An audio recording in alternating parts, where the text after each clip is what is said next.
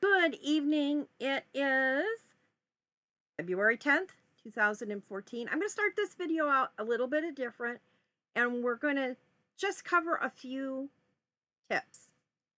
Um, Here's a view I took one evening when we were supposed to have a good storm in Mackinac, and a few of us got so disgusted at what was going on at the Mackinac Dark Sky Park that a few of us broke off and came down to the bridge. And down on the other side of the bridge at the Mackinac Dark Sky Park, there was like 50 people or more, and everyone was snapping on their red lights.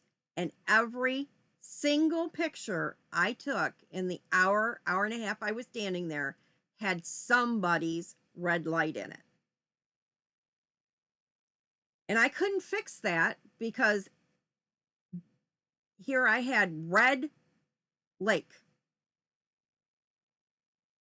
blue sky, red lake, red stones, red lake, bridge, blue sky, and red lake. I can't correct that. Nobody can. It's great that Mackinac has a dark sky park for astronomy. But when you're doing aurora photography and using a red light, it screws everyone beside you up. So my advice is do not go to the Mackinac Dark Sky Park to do aurora photography if you want to have a good picture.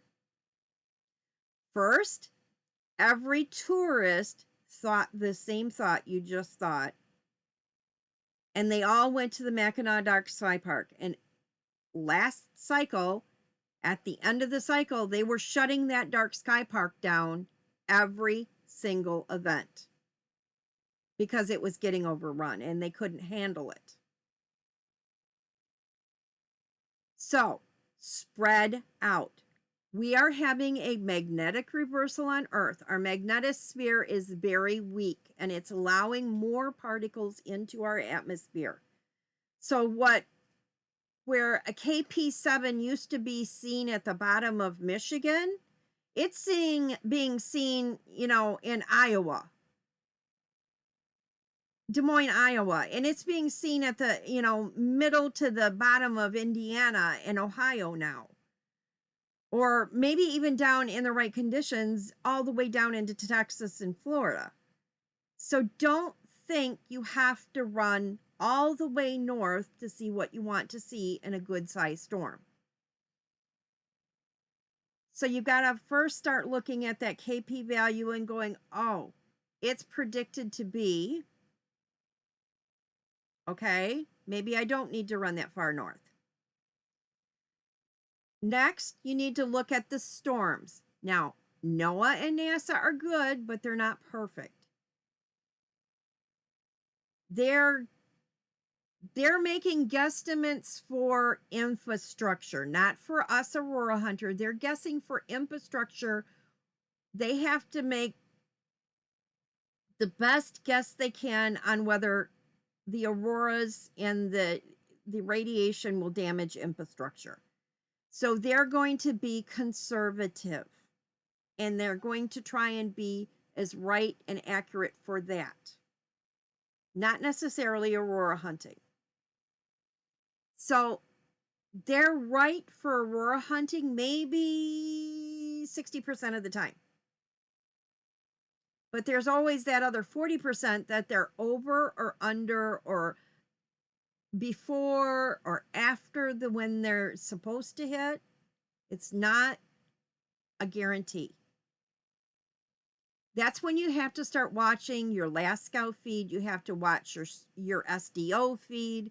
You have to look at the cactus view of LASCO. And you have to start watching your spirals and look at your flares and your CMEs. And you got to put it all together and go, okay, I think this is going to err on the big side, or I think they're wrong. I think it's going to err on the little side.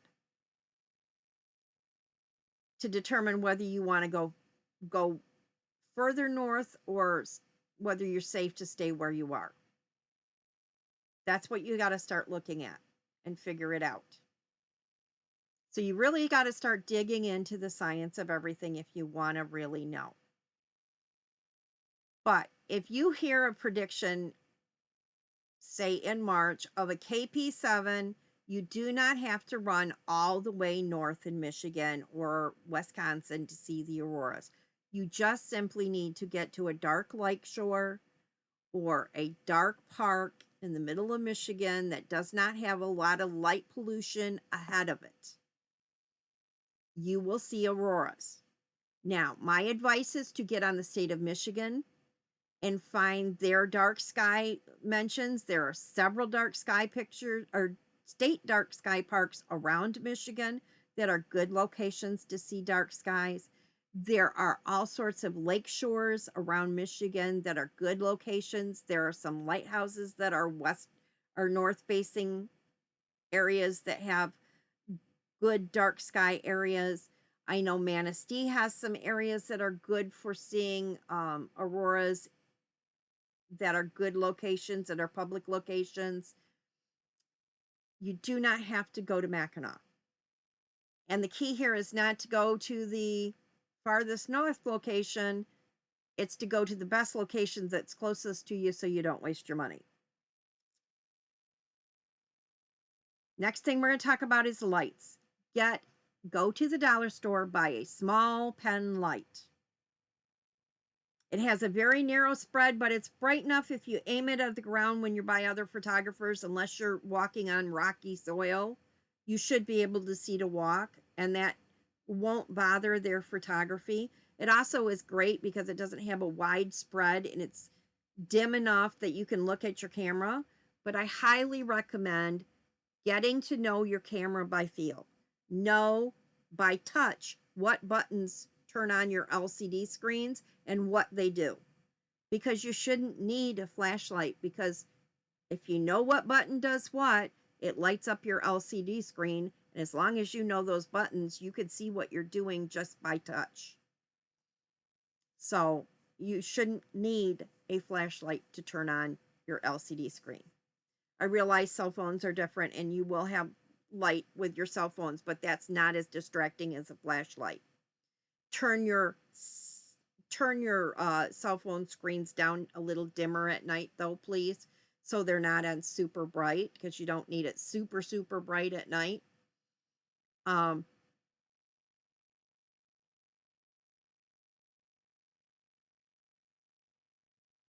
Practice.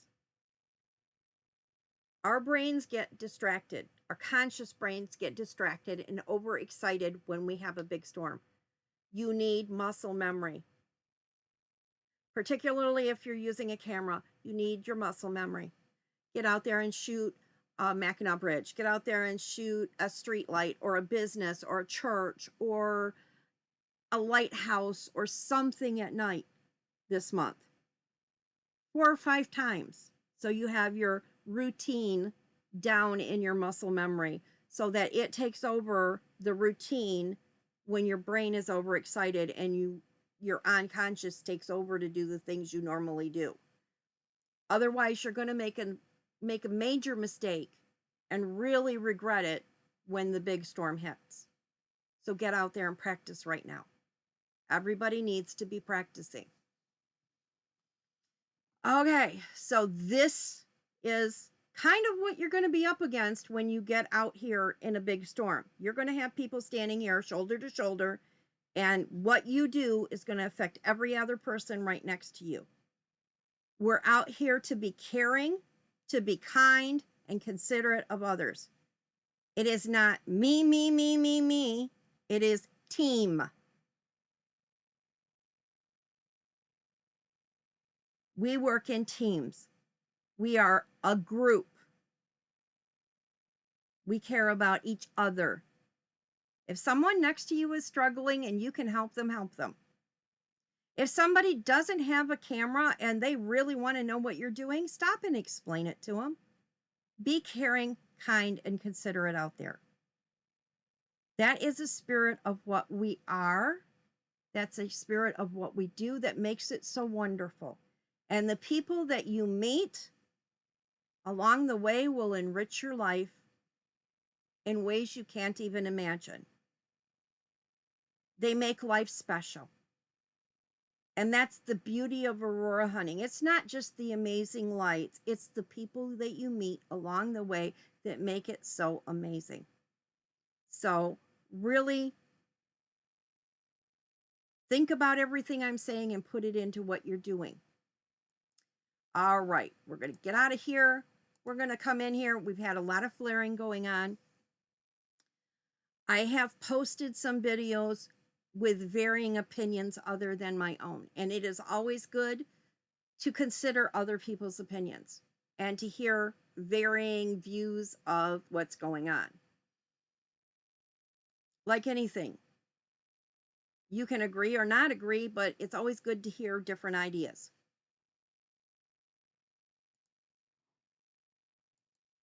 Looking at this flare as it happened, this is the big flare that happened, the X-class flare.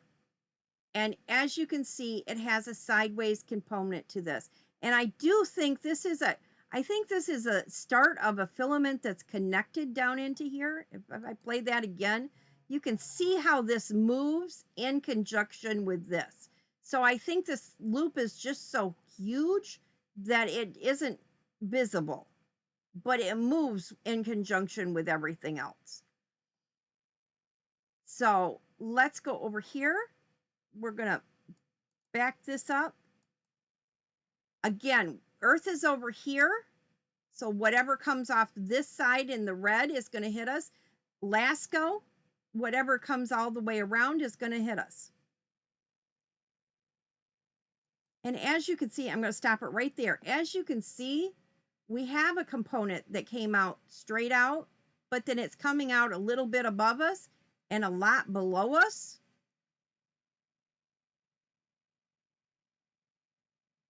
I think we had a hit that came out sideways here.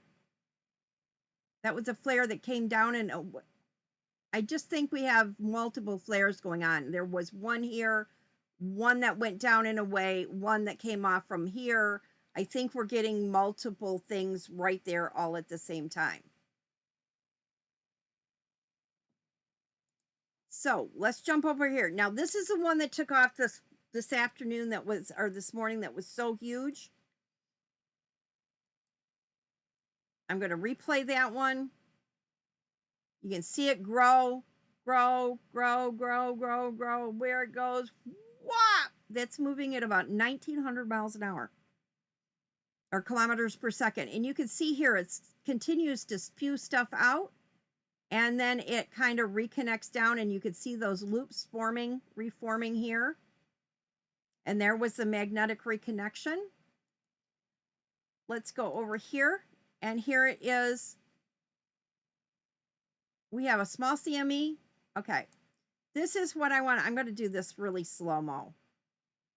Okay, first we have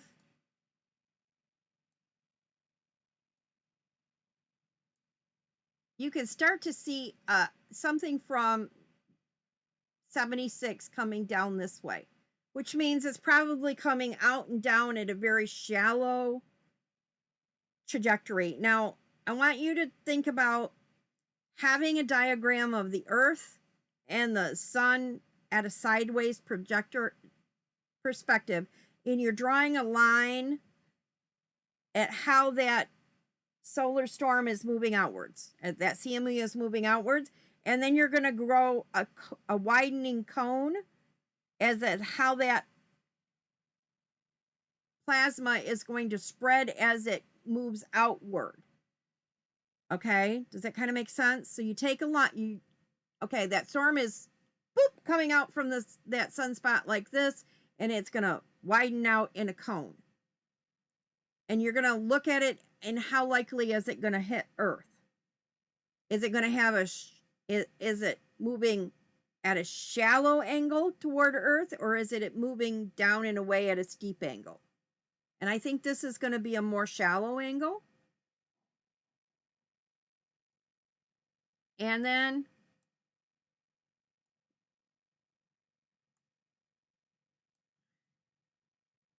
I'm going to play this forward. There goes that CME away, down and away. Whoop, there goes our big one. Now, right there, look at how far that spreads. And this is the important thing. We have a spread that goes all the way from here, all the way to here. That tells us this is a really wide spread. And there's a component that's getting whipped down and away from us, but it's getting whipped sideways and down and away from us. Does that kind of make sense? I want you to think of this in a 3D, not a 2D picture.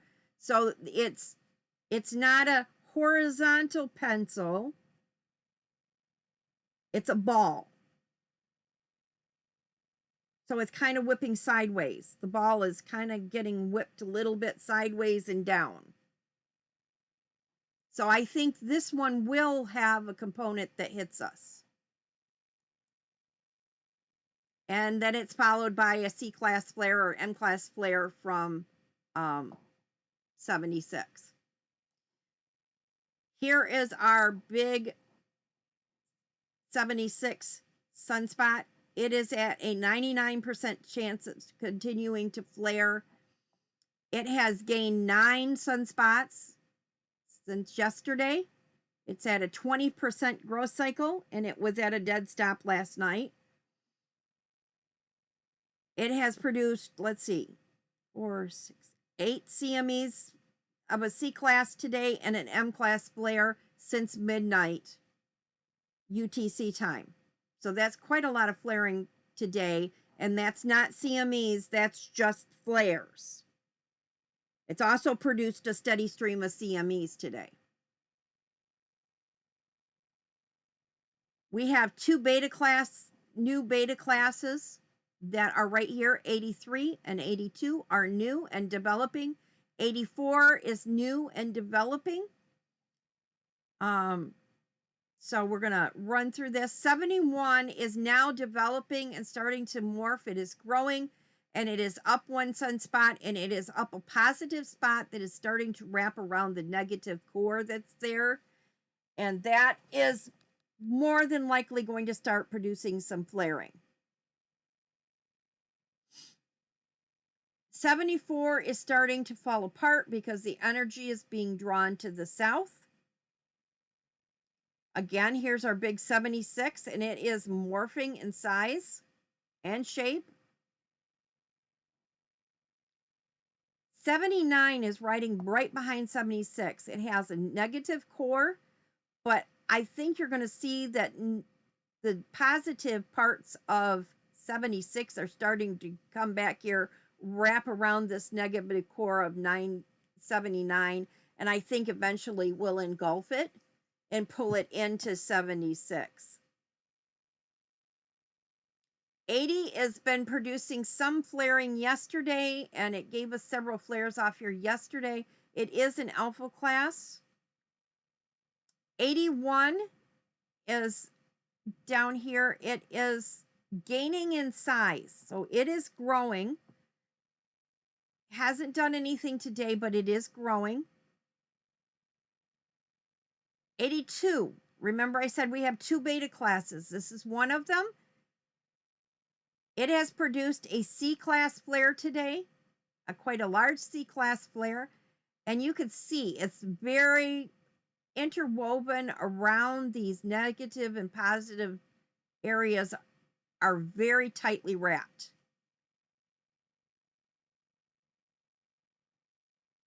You will see some of the, not quite as much, but some of the positive and the negative are tightly wrapped in 83, which again is on the top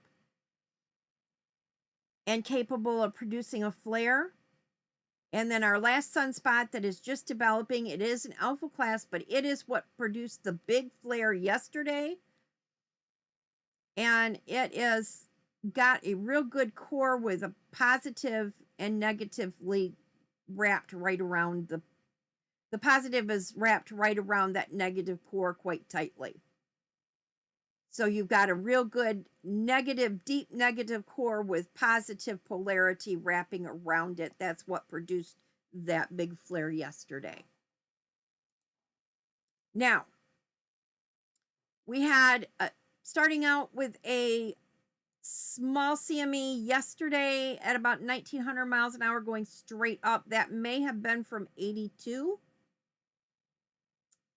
Could also have been from a different region, but that was going at about 1300 miles an hour or slower. You got to look at both numbers. It could be anywhere in between. So this is slightly slower. Here is our big eruption down and away.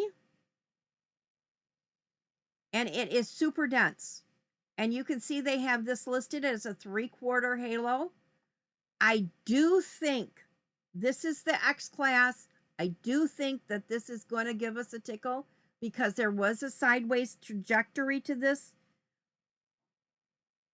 Whether it was by itself or whether a different sunspot let off an M-class flare in conjunction with it, I do think there is some activity that went sideways, and that is giving it enough of a sideways push that we may get a tickle from it. We're not going to get the densest part of it, but we may get a tickle. Now, some of you may have, I hope, are watching all the videos and reading all the posts, because here's where knowing the difference between a flare and a CME comes in. A flare is light and radiation. It moves at the speed of light. It's like the cloud of the atomic bomb. It moves super fast in as little as 8 minutes between the time of the eruption and when it reaches Earth. And here's how we know, because that wasn't too long after that big X-class flare, and look at all the popcorn. This is all radiation hitting the satellite that's directly in front of us. And if I look at this, look, you can see all this radiation that continues to flare out for most of the day. That radiation storm was massive, and it continued all day long.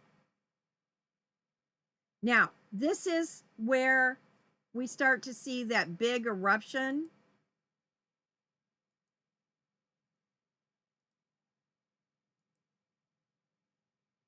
There's the start of that huge eruption to the side. And they're saying, oh, it's going to be a complete miss. No, it's not. This is not a complete miss. This has got activity. You can see it in cactus. It's moving all the way around the disk. That means whether it was just that flare or whether it was a combination of flares from different disks or spots, but whatever happened there happened simultaneously, and it's all the way around the disk. It's going to hit us.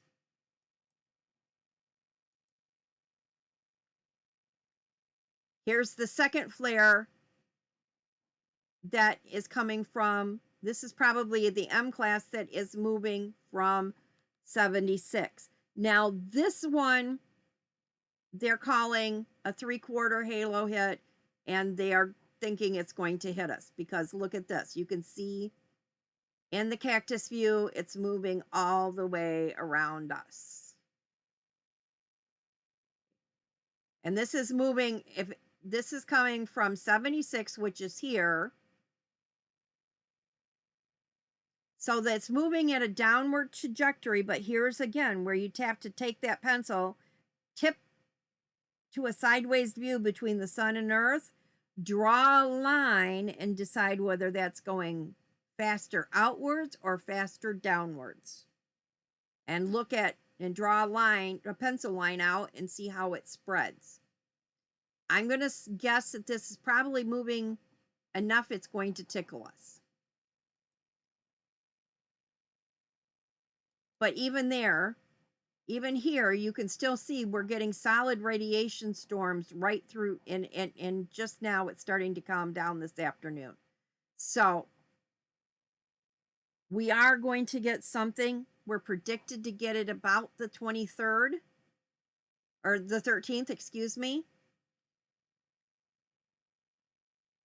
They're saying it's going to hit strongest on the incoming limb. So they're going to say that big one is going to hit the incoming limb at midnight, and that's going to be just behind it 3 to 6 hours. So between 3 a.m. and 6 a.m. probably is when the big one will whop us. So early dawn, early morning hours. Whether they're right or not depends on how fast this is moving. So they're saying the big flare, the first big flare went off on our right side. It's going to miss us completely. I think they're wrong. The second flare is going to hit us. I think they're right on that one, but I think it's going to be a little, I'm looking at this. That is moving at 1,700 miles an hour. That one was moving at 1,900 miles an hour. Yeah, I think they're right on the timing. Whoops. That is going to be much slower. This is going to be much faster. So this may hit 8 to midnight, and that may be anywhere from 3 a.m. to 8 o'clock in the morning. So, but I think we will see things pick up, and I do think, if we get any more activity, this will ramp back up again. So I'm going to leave it there. Do not give up hope. Remember what I said about the first. Planning for the storm. This is not going to be the best. We have Next Lab satellites is what this is called. This is you can go full continental view. You can go regional sectors. We do have a storm system that is sliding up the southern states and up the eastern coast, may hit the corner of Michigan. It is a significant storm system. Southern regions may see thunderstorms, snow, ice storms. East Coast is going to see a significant snowstorm. That may inhibit your view of seeing the auroras. Wisconsin, Minnesota, Michigan may have partly cloudy skies. We might get a shot at seeing this. Viewing this in the continental U.S. Oh, it's not going to let me get over there.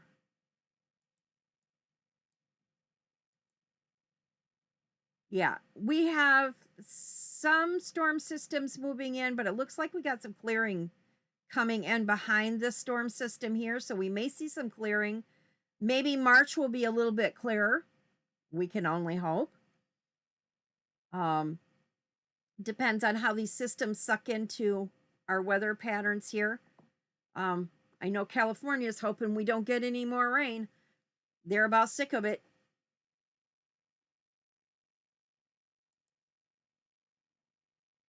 So we've got some atmospheric river going on here that's going to continue to draw in some cloudiness through here. We've got a river coming in here that's going to continue to feed this southern region with some moisture and rain. So far for northern Michigan, it's looking pretty clear and good weather for most part. So we're going to hope that holds. Cross our fingers. Get out there, practice. We're going to leave it there. Be dedicated. Get yourself in preparation. Start brushing up on your editing skills. Get focused. Get out there, look through some learning how to do things, brush up on knowing what you're doing. Get out there and practice. Get into groups. If you are afraid of going out alone, Groups are designed for you to find travel partners. If you are uneasy about traveling alone or you don't want to go out alone, groups are designed for you to get in there and say, hey, I'm looking for somebody in this area that might want to go shoot. Or I'd like to arrange a meetup for this area or that area, or that is what this is for. And those groups are designed so that you can meet people and be safe meeting those people, have conversations with them beforehand and be able to check them out and feel reasonably safe, that you can meet them in a safe area before you go out alone in the dark and check them out first. That's what these groups are about. That being said, if ever you find someone that is not safe in the dark, please report it to us. We will look into it. If ever you run into someone you in the dark that you feel is really out of bounds, or you have an incident, we need to know about it. We will look into it. And we can alert local authorities if there is a problem in an area. And we will do that. If we have an area that we know we're having problems, we do alert local authorities to the problems in that area. So if you have a problem in a local area, please let us know. We are very good at working with state and national parks, and we want to be partners with them so that we help them keep our privileges. And that is the goal. And we want everybody working with state and national parks. Work with them. Follow the rules, work with them so we're good partners, so that we're always welcome. All right, I will leave it at that. Everybody have a good night.